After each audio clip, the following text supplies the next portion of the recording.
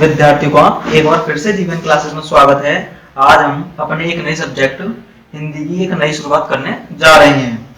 आप सभी ने देखा होगा कि हम जो अपनी मातृभाषा है या जो हमारी एक निज भाषा होती है, हम उसकी तरफ कम ध्यान देते हैं, जो कि एक उसके खिलाफ अन्याय हुआ। आप सभी ने देखा होगा कि हम हिंदी पढ़ तो लेते हैं, उसकी हमें उचित जानकारी नहीं होती।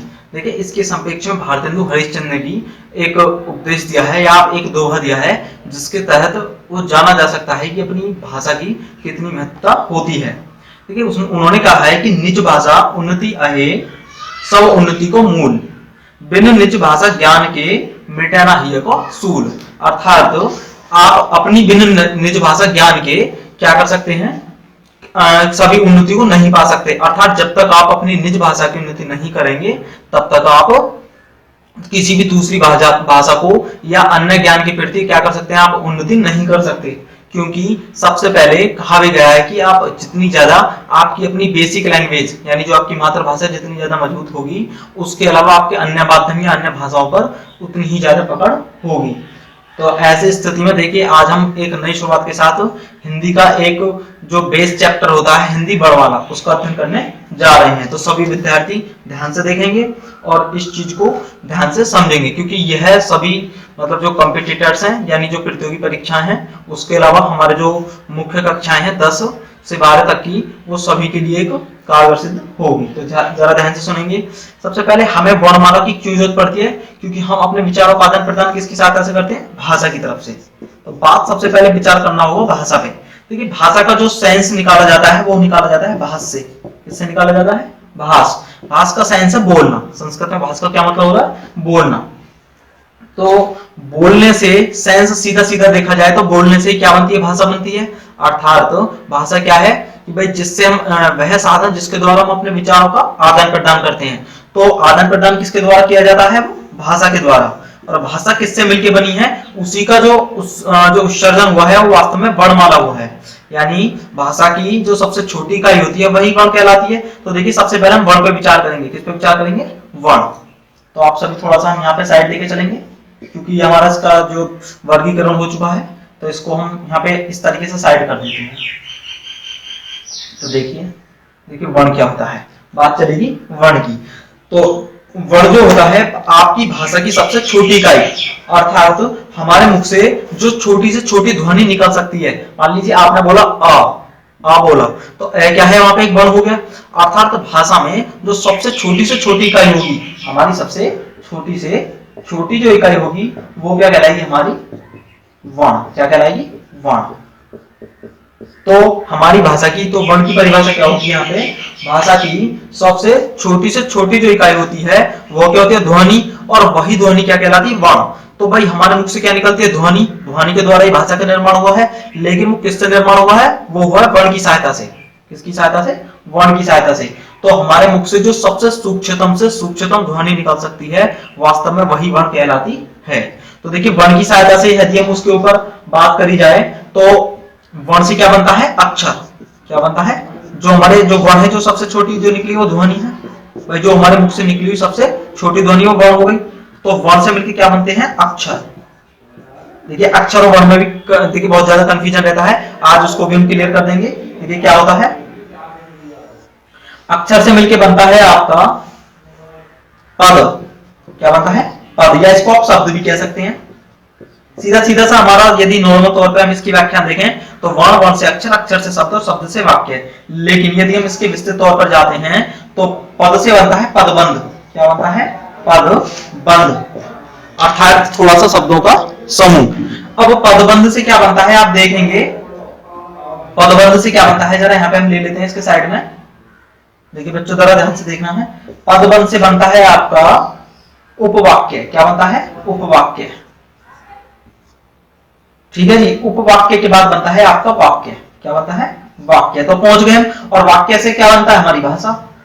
तो इस तरीके से यदि देखा जाए मूल रूप से, यदि सूक्ष्म स्तर पे हम भाषा के जाते हैं तो क्या प्राप्त होता है, वर्ण। और वर्ण से बनता है अक्षर, अक्षर से बनता है पद, या उसको हम शब्द कह सकते हैं। शब्द से क्या बनता है हमारा, पदबंध, यानी 2-4 शब्दों का मतलब 2 या 2 से अधिक शब्द का संयोग हो जाएगा। उस शब्दों के संयोग से जिसमें एक अपना स्वयंकर्ता होता है, उसको उपवाक्य बन जाएगा। और उपवाक्य से फिर क्या बनता है, वाक्य।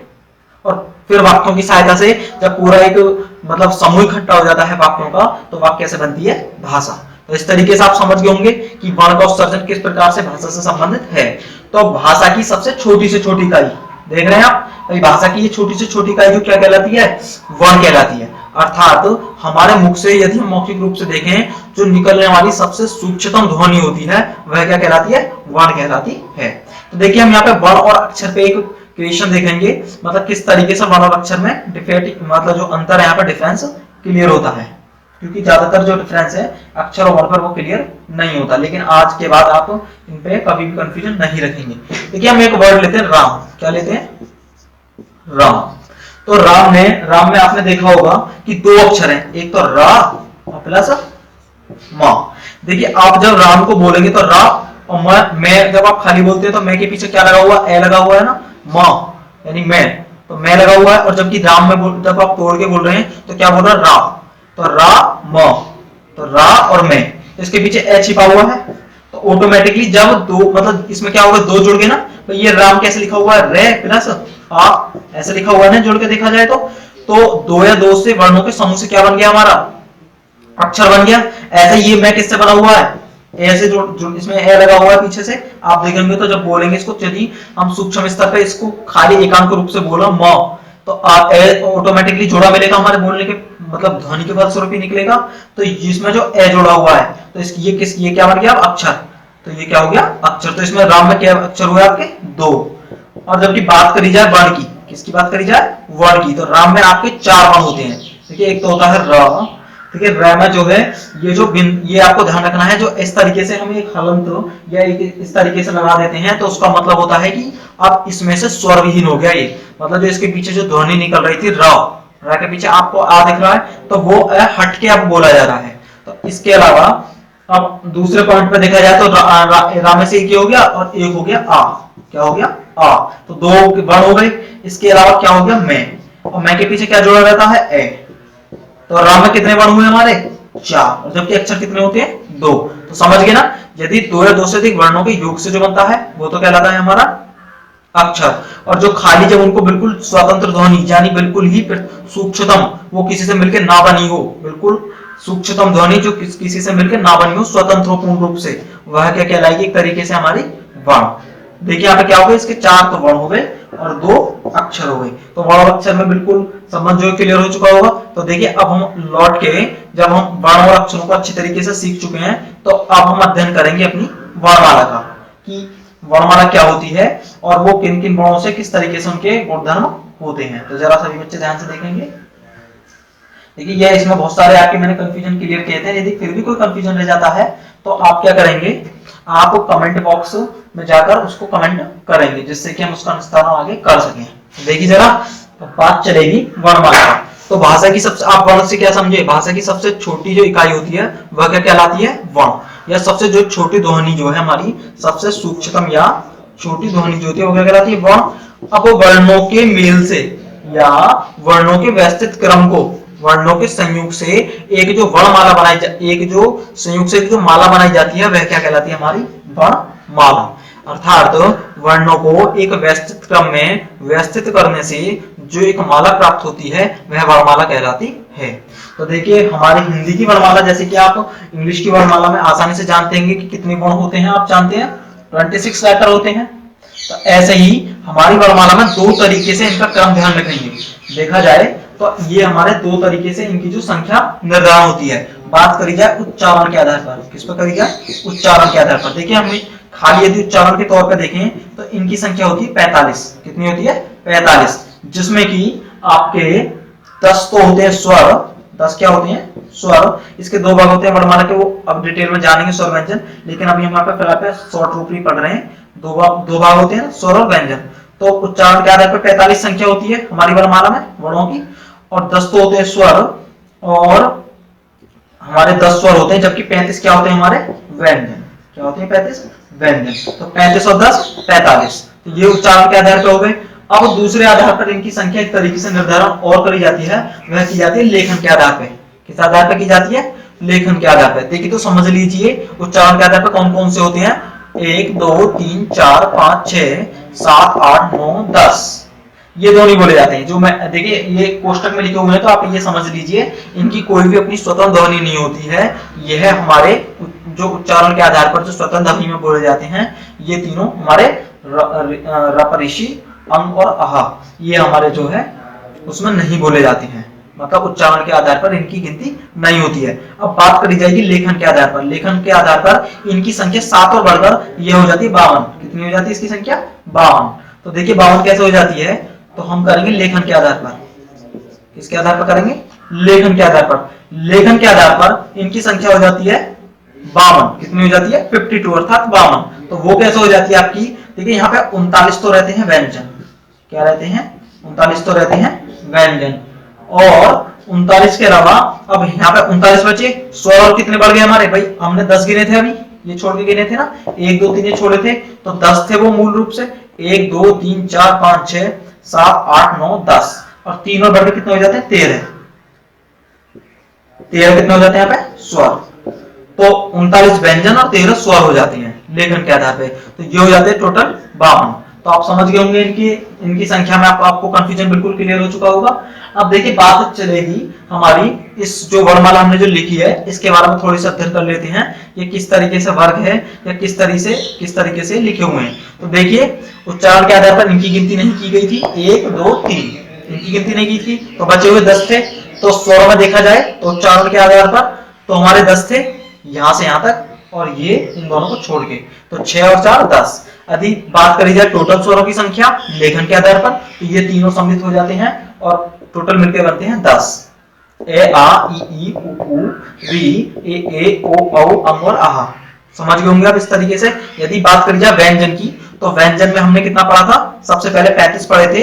यदि स्वतंत्र रूप से देखा जाए जो उच्चारण के आधार पर, तो इसमें क्या हमने 4 व्यंजनों बढ़ा दिए थे। जो वो 4 व्यंजन थे वो थे संयुक्त व्यंजन, अर्थात जो व्यंजन तो है लेकिन वह 2 या 2 से अधिक वर्णों की सहायता से जुड़े से बने हैं। ये होता है छ त्र ज्ञ और श्र, अर्थात छ त्र ज्ञ और श्र।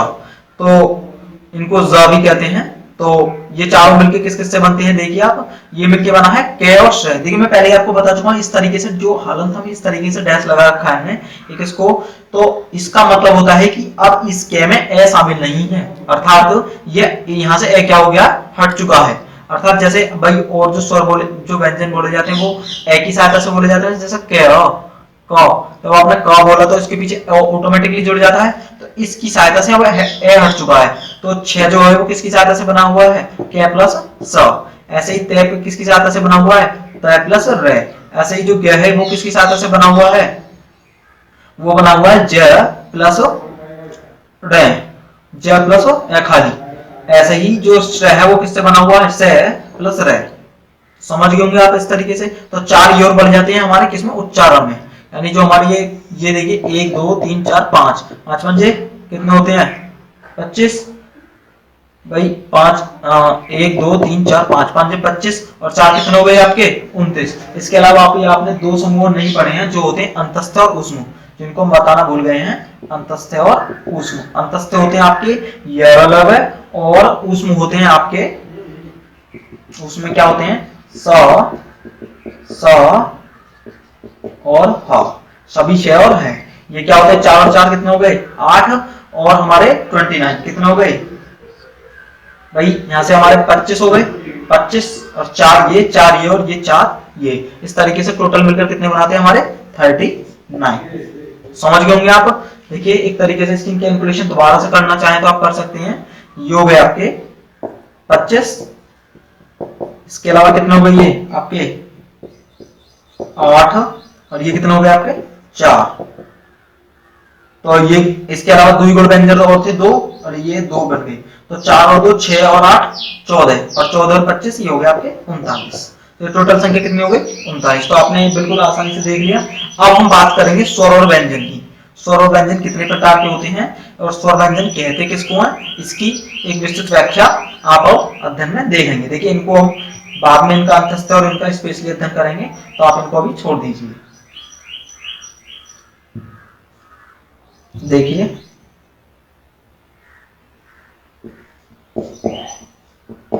सबसे पहले बात चलेगी स्वर की। तो वास्तव में स्वर होते क्या हैं वैसे कि आप सभी जानते हैं, जैसा कि बिल्कुल आप सही जानते हैं, स्वर क्या होता है? स्वर जो स्वतंत्र रूप से बोलने वाले, स्वतंत्र रूप से बोलने वाले, अर्थात जिनको हम स्वतंत्र रूप से बोल सकें। जैसे कि आपने ए बोल दिया, तो ए को किसी की सहायता ना, मतलब किसी की सहायता से नहीं बोला जाएगा, वह अपने आप में स्वतंत्र एक ध्वनि होगी। अर्थात वे वर्ण जो बिना किसी वर्ण की सहायता से बोले जाते हैं, उन वर्णों को हम क्या कहते हैं? स्वर कहते हैं। तो ये स्वरों की संख्या का, इनकी संख्याओं का बिल्कुल आपका निस्तारण आसानी से कर दिया गया है। उच्चारण के आधार पर कितने होते हैं? 10, जबकि लेखन के आधार पर 3 और बढ़ जाते हैं, तो कितने हो जाते हैं? टोटल 13, जिसमें री, अम और है भी बढ़ जाते हैं। तो आप क्लियर कर चुके हैं इस बात को। इसके अलावा यदि बात करी जाए व्यंजन की, देखिए सबसे पहले हम स्वर का वर्गीकरण कर लेते हैं, व्यंजन को फिर एक साथ पढ़ते चलेंगे। तो देखिए बात करेंगे स्वर की। तो स्वर की पास आप समझ चुके, जो स्वतंत्र रूप से बोले जाते हैं, वे वर्ण जो स्वतंत्र रूप से बोले जाते हैं, इनकी संख्या भी आपकी सही में आ गई। तो ये होते हैं ए, आ, ई, ई, उ, औ, री, ए, औ, ओ, औ, अंग और आहा। तो ऐसे ही अब कितने हो गए? ये जो है ये यहाँ से ये स्वतंत्र है, और इसमें जो लेखन के आधार पर 3 कौन कौन से जुड़ जाते हैं? री, अंग और आहा। तो क्लियर होगी बात। अब देखिए बात करी जाएगी, इनके कुछ वर्गीकरण होते हैं। क्या होते हैं इनके कुछ वर्गीकरण? तो देखिए थोड़ा सा वर्गीकरण को हम अध्ययन के तौर पे अच्छी तरीके से लेकर चलते हैं। तो देखिए सबसे पहले यदि स्वरों का वर्गीकरण कई आधार पर करते हैं आप, तो स्वरों का वर्गीकरण, देखिए सबसे पहले वर्गीकरण की बात जो होती है वह होती है मात्रा व उच्चारण के आधार पर। किस आधार पर करते हैं? मात्रा या उच्चारण के आधार पर, अर्थात कितनी मात्रा उनमें सम्मिलित होती है। क्योंकि स्वर क्या करते हैं? किसी के पीछे जुड़ के मात्रा का निर्माण करते हैं, तो उनको सबसे पहले उसी आधार पर, मात्रा उच्चारण के आधार पर लेके चलते हैं। देखिए इसमें 2 ही भाग होते हैं आपके, मात्रा उसके आधार पर। ये होते हैं आपके ह्रस्व और दीर्घ। क्या होते हैं? ह्रस्व और दीर्घ। ह्रस्व में क्या होता है आपके, जो जिनके उच्चारण में कम समय लगता है, अर्थात जिनमें बोलने में कम समय लगता है, जिनमें एक ही मात्रा का समय हो। जैसे कि आप जानते हैं, जैसे कि आपने बोल दिया ए, यदि आप ए देखेंगे तो क्या है? कम समय लगा, या एक ही मात्रा बनती है भाई ए किसी के पीछे। इसके अलावा आपने बोल दिया आ, या आपने बोल दीजिए, मान लीजिए आपने बोल दी बड़ी ई, तो इसमें क्या लगेगा? डबल ध्वनि लगेगी, या ये मात्रा क्या होगी? किसी के पीछे जाकर जुड़कर डबल हो जाती है। तो ऐसी मात्रा में ह्रस्व क्या होते हैं? जिनको बोलने में कम समय लगता है, अर्थात जिनके बोलने में लगभग एक मात्रा का समय लगता है। तो ये आपके होते हैं 3, ए, ई, छोटी ई और छोटा ऊ। ये क्या होते हैं? हमारे ह्रस्व, अर्थात ये और ये। इनके अलावा जो हमारे जो टोटल बचते कितने हमारे भाई, हम यहाँ से जो इनमें तो अध्ययन करते हैं वो उच्चारण के आधार पर लेकर चल रहे हैं। तो ये 3 हो गए। अब इन 3 को छोड़कर 10 में से कितने बचे? 7। तो 1, 2, 3, 4, 5, 6 और 7। ये 7 जो होते हैं वो होते हैं हमारे दीर्घ। क्या होते हैं? दीर्घ। दीर्घ किनको कहते हैं? अर्थात तो जिनको बोलने के लिए एक से अधिक मात्रा का समय लगता है, अर्थात 2 मात्रा का समय लगता है। जैसे कि आपने कभी पढ़ा होगा की, आपने ऐसे पढ़ा की, तो ये क्या छोटी की मात्रा है यहाँ पे भाई, ये वाली मात्रा होती है, और इधर जो पढ़ रहे हैं वो क्या है? बड़ी की मात्रा है। तो यहाँ पे क्या है? की। आपने बोल दिया की, लेकिन जब इसे पढ़ेंगे तो आप पढ़ेंगे की, अर्थात डबल मात्रा। यहाँ पे ई भी ऐसा लग रहा है कि जैसे दो बार से बोला जा रहा हो। तो समझ गए होंगे ह्रस्व क्या होते हैं? जिनको बोलने में कम समय लगता है, अर्थात ए, छोटी ई और छोटा ऊ। इसके अलावा दीर्घ क्या होगा? जिनको बोलने के लिए ज्यादा समय की जरूरत पड़े। तो जो बचे हुए शेष होते हैं हमारे 1, 2, 3, 4, 5, 6, 7, सॉरी 1, 2, 3, 4, 5, 6, 1, 2, 3, 4, 5, 6, 7। ये भाई कहीं पर गलती हो रही है, आप दोबारा से देखिए। ए, ई और ऊ, ये क्या हो गए हमारे? ये 3 क्या हो गए हमारे? ये हो गए ह्रस्व। अब दीर्घ में देखेंगे तो 1, 2, 3, 4, 5, 6 और 7। तो क्लियर हो गया होगा दीर्घ।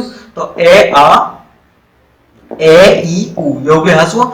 आ, बड़ी ई, बड़ा ऊ, छोटा ए, बड़ा ए और छोटा औ, बड़ा औ, ओ, ये क्या कहलाएंगे? हमारे दीर्घ। तो स्वरों का मात्रा के आधार पर आप वर्गीकरण पढ़ चुके हैं। इसके अलावा बात चलेगी जीव के प्रयोग के आधार पर। देखिए हम स्वरों का एक और प्रयोग क्या पढ़ते हैं? जीव के प्रयोग के आधार पर। तो जरा ध्यान से देखेंगे सभी। जीवों भाई हमारी ध्वनि कहां से निकलती है? हमारे मुख से। कहते हैं ना कि जो कंठ है वो हमारे स्वरों का उत्सर्जन करता है, कंठ से ही संगीत की उत्पत्ति मानी जाती है। तो जो हम मेन इस प्रोसेस को मान के इसकी सहायता से अपने जीव पर विचार करें तो जीव के प्रयोग के आधार पर भी स्वरों के प्रकार पड़ते हैं। जीव के प्रयोग के आधार पर देखिए जरा, जीव के प्रयोग के आधार पर सबसे पहले हम बात करेंगे, इनके 4 प्रकार होते हैं, अग्र, मध्य और पश्च। अग्र, मध्य और पश्च।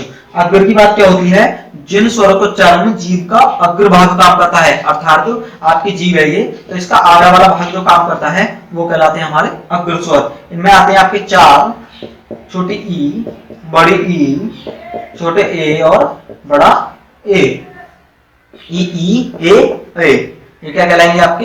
ये कहलाते हैं अग्र स्वर। जबकि मध्य की बात करी जाए तो जीव के प्रयोग के आधार पर, अर्थात जिनमें जीव का मध्य भाग काम करता है, तो इसमें सिर्फ और सिर्फ आता है आपका ए। आप इसको बोल के इन कंफ्यूजन को दूर कर सकते हैं। जैसे कि आपने बोला अ, तो अ कहां से निकला? जस्ट बीचों, जीव की बीचों बीच कंपन से निकलता प्रदर्शित होता है, तो ये क्या कहलाएगा? हमारा मध्य स्वर। इसके अलावा आपका तीसरा भाग बचता है जीव का पश्च भाग। क्या कहलाता है? जीव का पश्च भाग। जिन स्वरों के उच्चारण में जीव का पश्च भाग काम करता है, अर्थात जो हमारा कंठ या जो तालु होती है यहाँ से उससे मिलता हुआ जो भाग कार्य करता है वो क्या कहलाता है? हमारा पश्च भाग कहलाता है। इसमें जो बचे हुए 1 2 3 4 5, इनको छोड़कर जो शेष 5 भाग बचते हैं वो क्या कहलाते हैं? हमारे वो टोटल पश्च भाग में आते हैं। जैसे कि आपने देखा होगा आ, उ, औ और ओ और अ, ओ, ये चंद्रबिंदु, हाफ चंद्रबिंदु था। तो ये सब किसमें आते हैं? हमारे 1 2 3 4 5, ये आते हैं हमारे पश्च, जीव के पश्च भाग जो बोले जाते हैं। तो आप आसानी से समझ चुके होंगे। देखिए बात करी जाए स्वरों के प्रकार तो बहुत होते हैं, लेकिन आपके लिए मुख्यतः 2 ही भाग स्वरों के प्रकार में मुख्य थे।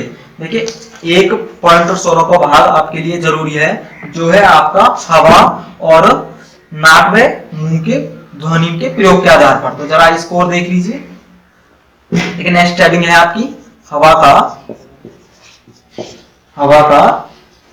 नाक व मुंह से निकलने के आधार पर।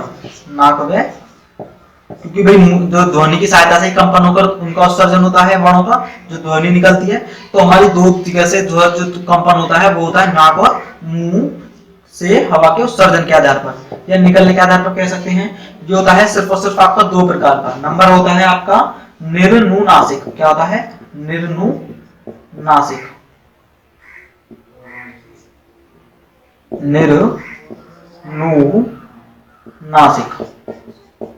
निर्नुनासिक या मौखिक स्वर। क्या क्या कहते हैं इनको? मौखिक स्वर।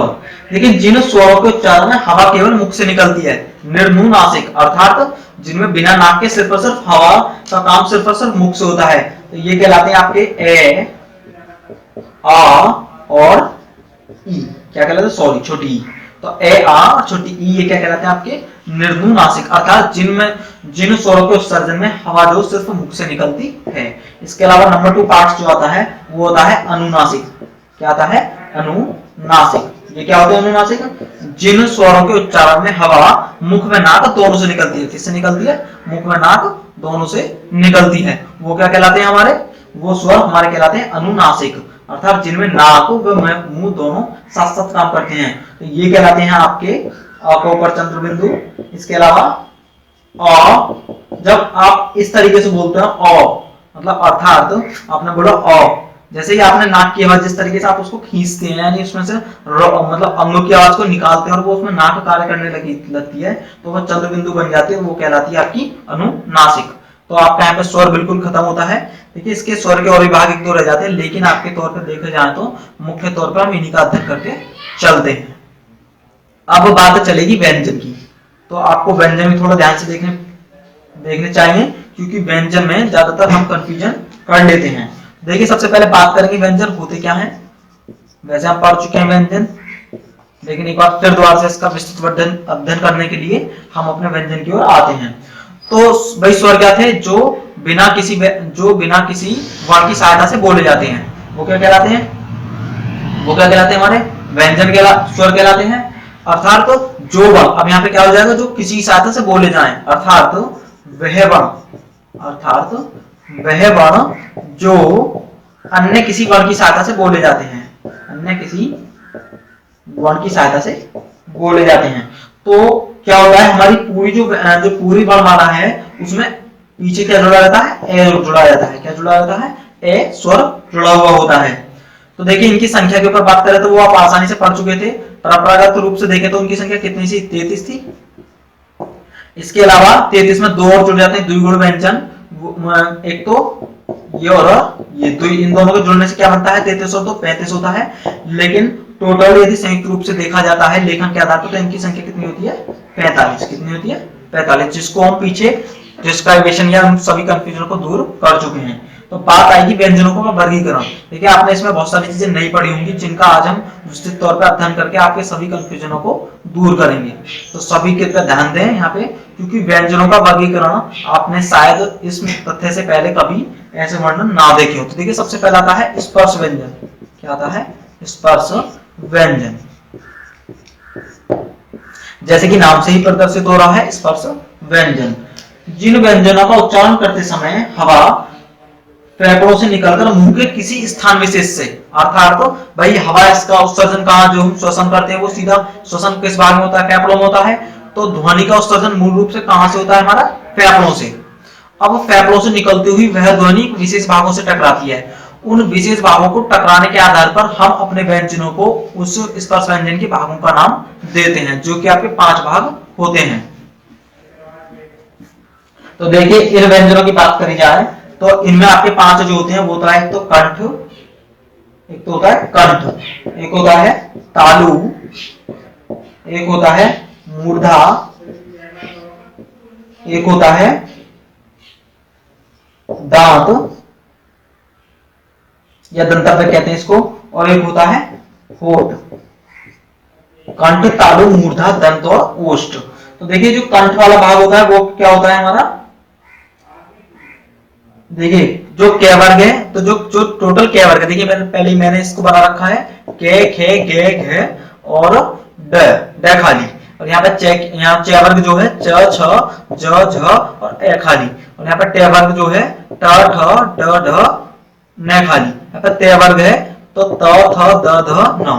और यहाँ पे पे वर्ग है पे, फे, बे, भे, में। ये क्या है आपके, ये आपके वर्ग जो हैं वो हमारी ध्वनि के निकालने, यानी जो जहां से ध्वनि स्पर्श करते हुए निकलती है उन स्पर्श स्थान के अनुसार इन वर्गों का विभाजन करते हैं। तो देखिए यहाँ पे के वर्ग जो है वो क्या है, कंठ से निकलने वाला।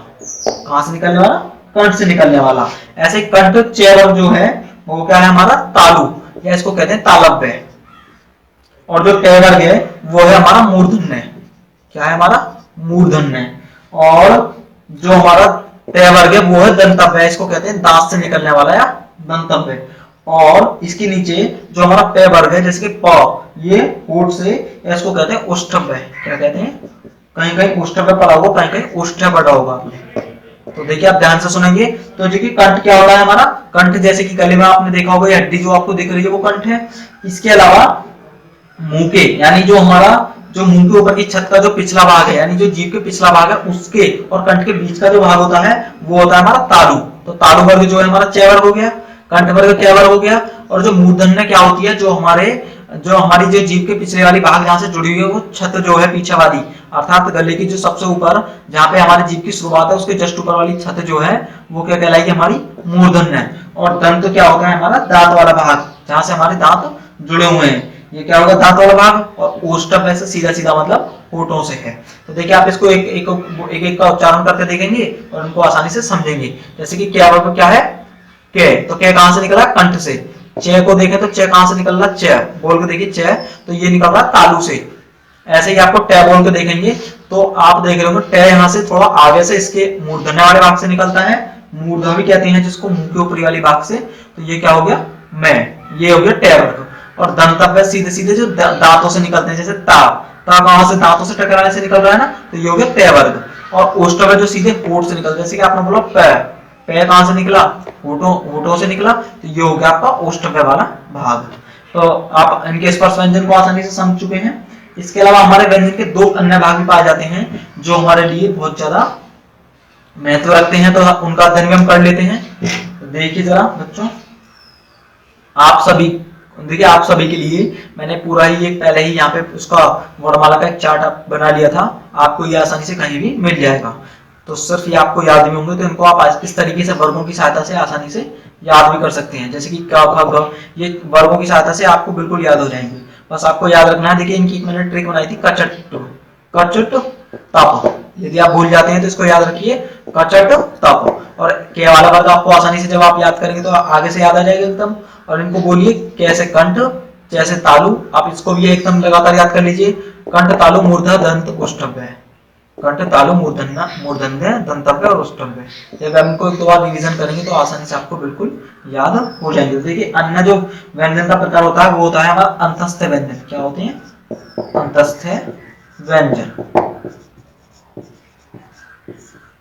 बात करी जाए अंतस्थ व्यंजन की तो क्या होते हैं अंतस्थ व्यंजन?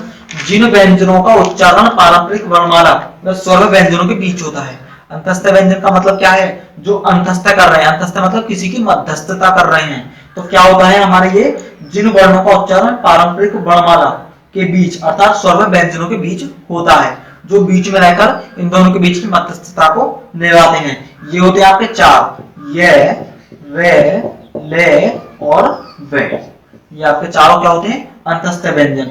इसके अलावा आपके जो एक और प्रकार का व्यंजन होता है, तीसरे प्रकार का, भाई एक प्रकार के स्पर्शी व्यंजन हो गई है यहाँ से, दूसरा आपके अंतस्थ व्यंजन। एक और थर्ड व्यंजन होता है वो होता है ऊष्म या संघर्षी व्यंजन। क्या होता है? ऊष्म या संघर्षी व्यंजन। तो ऊष्म जैसे कि दिख रहा है कि ऊष्म यानी कि संघर्ष करने वाला, जो घिसने से अर्थात जिसमें कुछ घर्षण हो रहा हो। तो जिन व्यंजनों का उच्चारण करते समय मुख से किसी स्थान विशेष से घर्षण या रगड़ निकले, जैसे कि मैं आपको बता रहा था उसमें गर्मी, तो गर्मी कहां से निकलेगी? रगड़ने से या घर्षण से। और ये जो घर्षण होगा वो कहां से होगा? आपका स। तो आपने कभी श बोला तो वो आपके जो दो मतलब जो आपके अंग होंगे या जो जो जो हमारे स्वर अंग हैं वो आपस में क्या करेंगे? वहां पे घर्षण करेंगे। तो जो तीनों श होती है हमारी, स्व, स, से और है, ये चारों किस में आती है? हमारी ऊष्म संघर्षी में आती है। तो इस तरीके से आपने पूरी वर्णमाला का अध्ययन किया। इसके अलावा आपने बहुत सारी चीजों को, कुछ विशेष चीजों को भी जाना होगा। तो इसके साथ ही मैं अपनी वीडियो की समाप्ति करता हूं और आपसे आशा करता हूं कि आप इसको ज्यादा से ज्यादा देखकर लाभ उठाएंगे।